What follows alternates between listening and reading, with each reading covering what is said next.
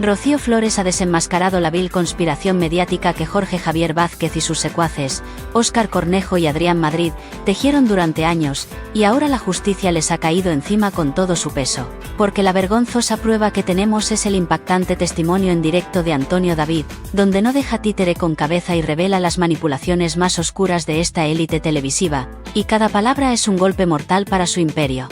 La condena es firme: 2 años de rehabilitación, 2 años de cárcel y una indemnización de 200.000 euros para esta joven que ha soportado lo inimaginable.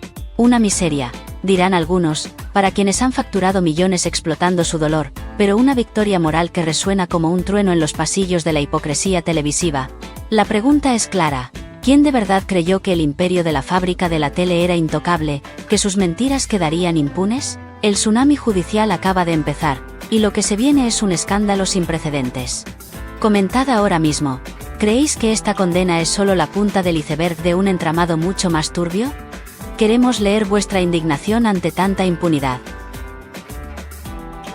La reacción de Antonio David no se hizo esperar, y en su directo, soltó una catarata de revelaciones que ha dejado a la audiencia con el alma en vilo. Nos vamos a centrar en una bomba de relojería que salpica directamente a Jorge Javier Vázquez, el autoproclamado adalid de la moralidad, cuya imagen pública se desmorona a pedazos. ¿Recuerdan cómo este individuo se erigía como juez y verdugo, dictando sentencias morales desde su púlpito televisivo, mientras, presuntamente, pisoteaba la verdad y la justicia? La manipulación era tan burda, tan descarada, que resultaba ofensiva para cualquier mente pensante. Este adalid de la justicia televisada, en activo, de momento, fue la herramienta perfecta para una campaña de hostigamiento que no tiene parangón.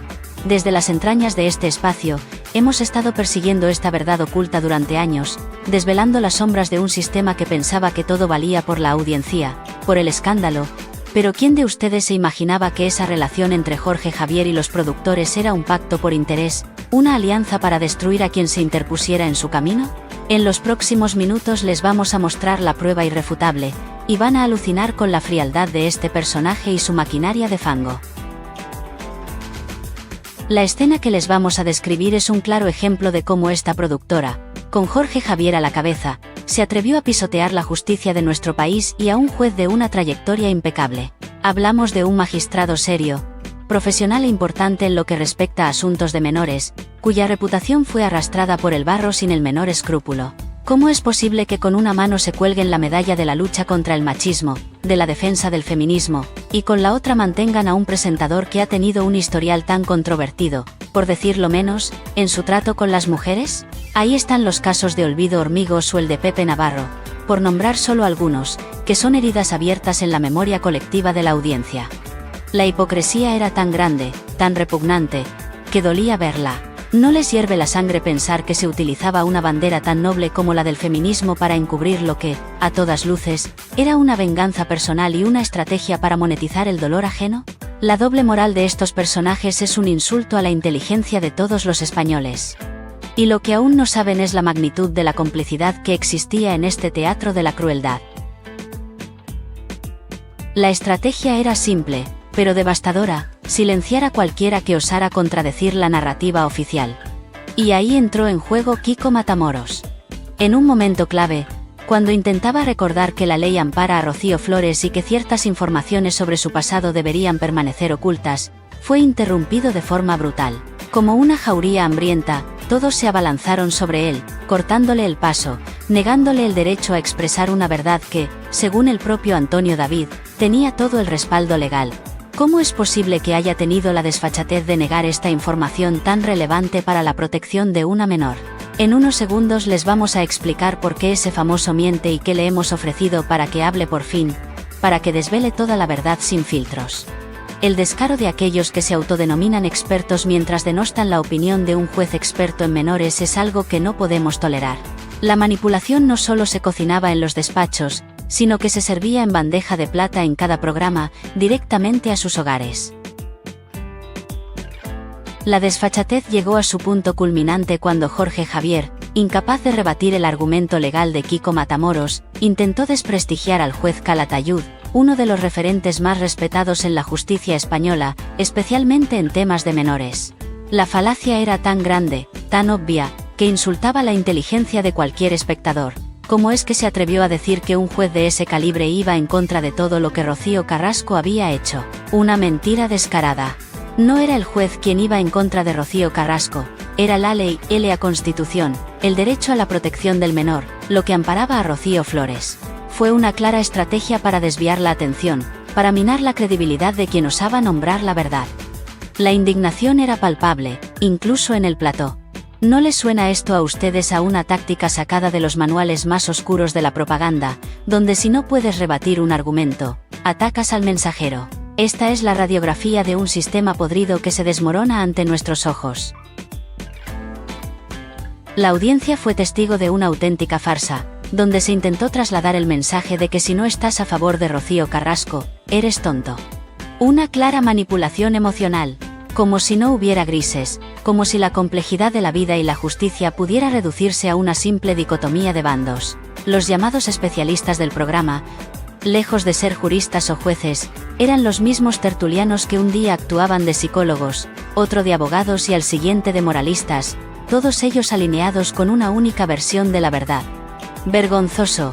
¿Quién les dio esa potestad, esa autoridad moral para decidir qué era verdad y qué no lo era, pisoteando sentencias judiciales y la opinión de expertos reales? Es verdad que al final, la justicia tarda, pero llega, y ahora le ha llegado a los íntimos amigos de Jorge Javier, a Óscar Cornejo y Adrián Madrid, aquellos con los que se iba de vacaciones, los que le pagaban el sueldo. Será la audiencia provincial, con sus 3 magistradas, el referente que ahora sí le sirve, o seguirá por encima del bien y del mal, con su altavoz de oro, escupiendo veneno. Ahora, adentrándonos en el corazón de la cuestión, la sentencia de Rocío Flores, esa que algunos se empeñan en llamar mal llamada sentencia, es una verdad innegable. Es obvio que no debió mostrarse públicamente, porque cada persona tiene derecho a cambiar, a reconstruir su vida, lejos de las sombras de un pasado que la ley protege. Rocío Flores, desde entonces, no ha tenido ni una multa de tráfico, ni un solo indicio de comportamiento conflictivo. Eso también es obvio. Y lo que es aún más obvio es que Rocío Flores no ha dado su versión, su opinión sobre esta sentencia, sobre todo lo que le ha tocado vivir.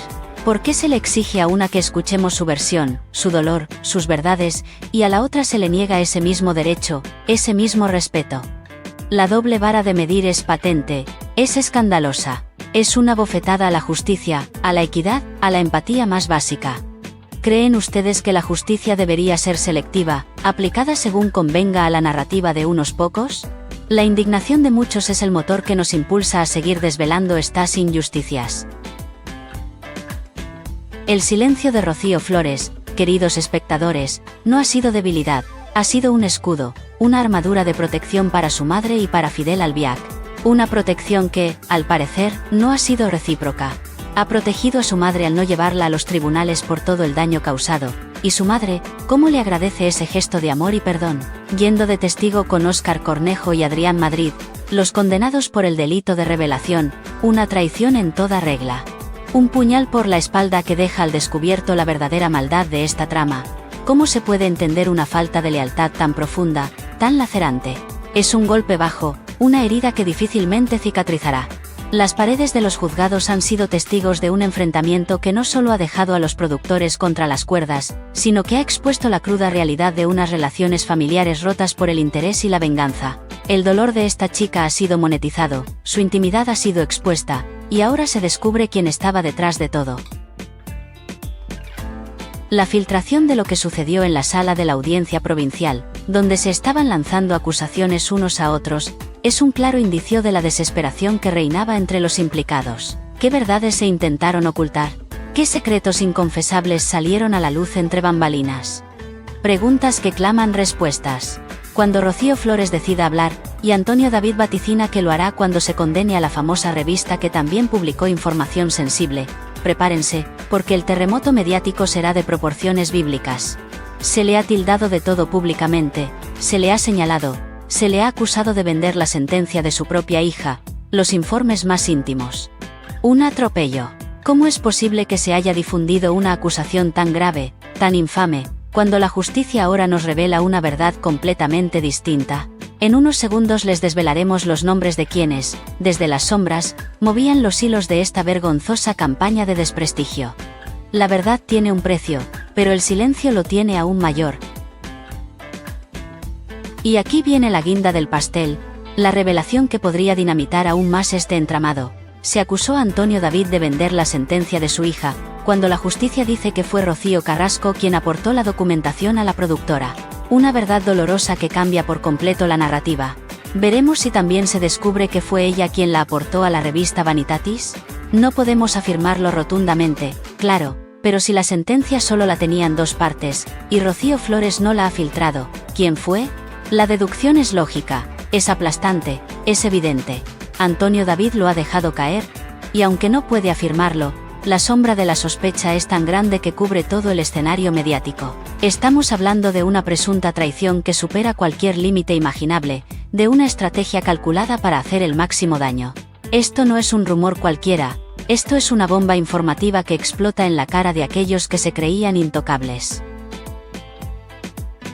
Este caso no es solo un pleito judicial, es una metáfora cruda y dolorosa del circo mediático que hemos estado viviendo en España. La televisión, que debería ser un espejo de la sociedad, se ha convertido en un instrumento de venganza, en un altavoz de mentiras y medias verdades, donde la verdad es la primera víctima. ¿Cómo es posible que programas de máxima audiencia hayan permitido que se instrumentalizara el dolor de una familia, que se destruyera la reputación de personas basándose en relatos sesgados y manipulaciones evidentes? La audiencia, lejos de ser espectadora pasiva, ha sido cómplice involuntaria de una maquinaria de fango que ha triturado vidas. Y ahora, la justicia, lenta pero implacable, empieza a poner a cada uno en su sitio. El precio de la fama en España es realmente el de vender tu alma al diablo, de destruir a los tuyos por un puñado de euros y el aplauso fácil. Reflexionen sobre esto. ¿Hasta dónde estamos dispuestos a llegar como sociedad para consumir este tipo de contenidos, sin cuestionar la moralidad de quienes los producen? Lo que les vamos a desvelar a continuación sobre los pagos por detrás es aún más inquietante. El juicio público, ese tribunal sin leyes ni garantías, ha sido la herramienta más peligrosa en manos de estos manipuladores. Han señalado, han condenado, han ejecutado sentencias mediáticas sin que hubiera un ápice de prueba, solo con testimonios sesgados y el poder de una narrativa bien construida para el beneficio de unos pocos. Pero ¿quién tiene el poder de decidir quién es bueno y quién es malo en este entramado de intereses y odios? ¿Y quién paga el verdadero precio de esa condena sin juicio? Rocío Flores lo ha pagado con creces, viendo su vida expuesta, su intimidad violada, su reputación mancillada desde la adolescencia. Es una victimización continua, un martirio televisado, y lo más grave es que todo esto ha sido orquestado, presuntamente, desde las más altas esferas de una televisión que se dice social, comprometida, un insulto a los verdaderos valores de la comunicación, un claro ejemplo de la maldad personificada, de la sed de venganza que ha primado sobre cualquier principio ético o legal. La frialdad con la que se han gestionado estas situaciones, con un desprecio absoluto por las consecuencias humanas, es lo que verdaderamente nos produce una indignación inmensa.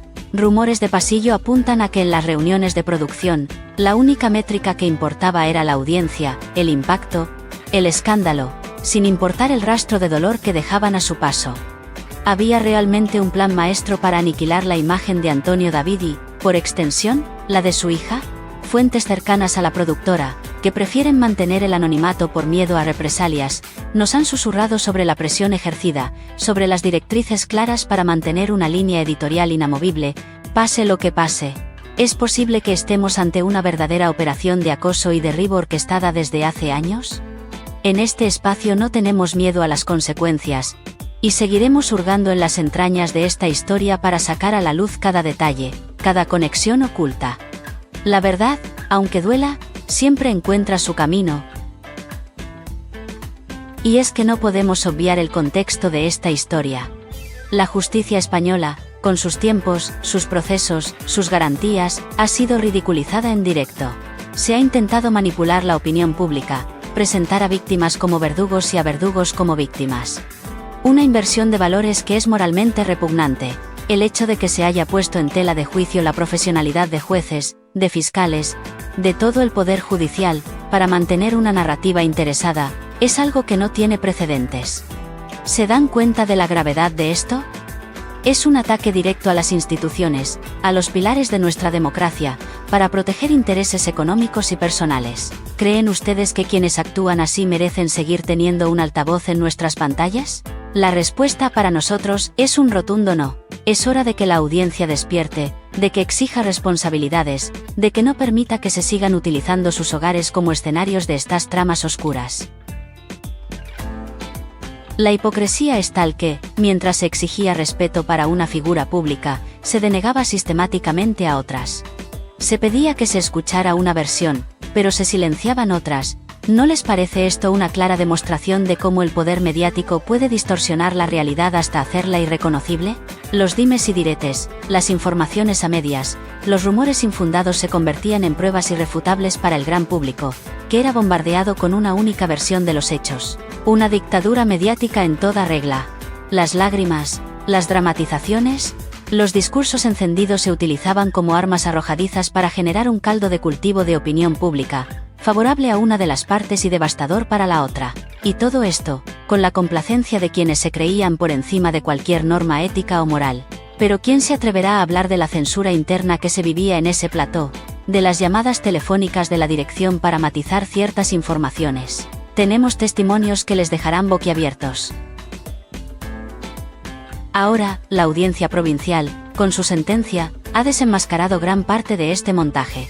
Las 3 magistradas han dictado un veredicto que no solo condena a los productores, sino que es un tirón de orejas monumental a una forma de hacer televisión basada en la destrucción personal.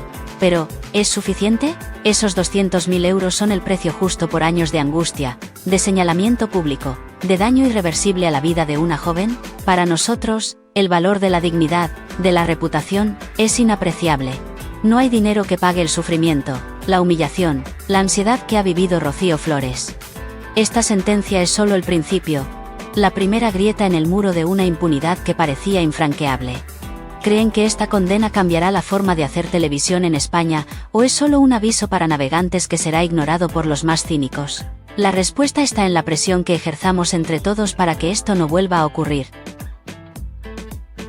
La manipulación de los hechos no se limitó solo a los juicios verbales en el plató, sino que se extendió a la edición de los vídeos, a la selección de las imágenes, al tono de la narración, todo cuidadosamente orquestado para crear una atmósfera de culpabilidad.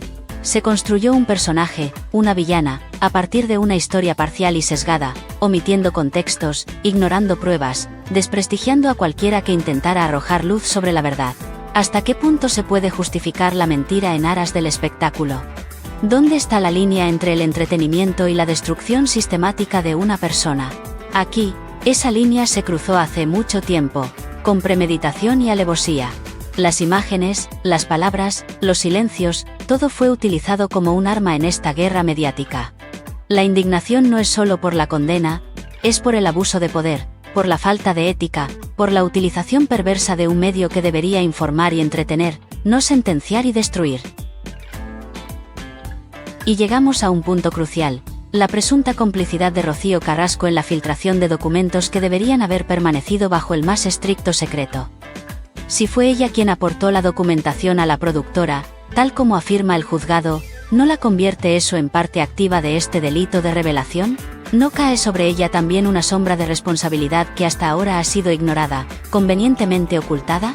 Esta revelación es un giro de guión que lo cambia todo. La narrativa de la víctima se tambalea, la imagen construida con tanto esmero se resquebraja ante la contundencia de los hechos. ¿Quién puede seguir defendiendo una posición tan insostenible, tan contradictoria con la verdad que ahora sale a la luz? El silencio de algunos medios es ensordecedor ante esta nueva información, una muestra más de la complicidad y el corporativismo que impera en ciertos círculos. La verdad, amigos, es como el agua, siempre encuentra su cauce, por muchas presas que le pongan.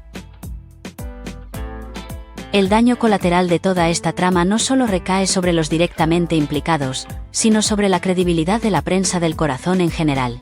La imagen de un periodismo sensacionalista, sin escrúpulos, donde todo vale por el titular y la exclusiva, se ha visto reforzada, para mal. ¿Cómo podemos confiar en la información que nos llega cuando sabemos que ha sido manipulada, sesgada, tergiversada para servir a intereses particulares? La responsabilidad de los medios es enorme, y la han traicionado de la manera más descarada. Han priorizado el morbo, el enfrentamiento, El espectáculo por encima de la verdad, de la ética, de la dignidad de las personas.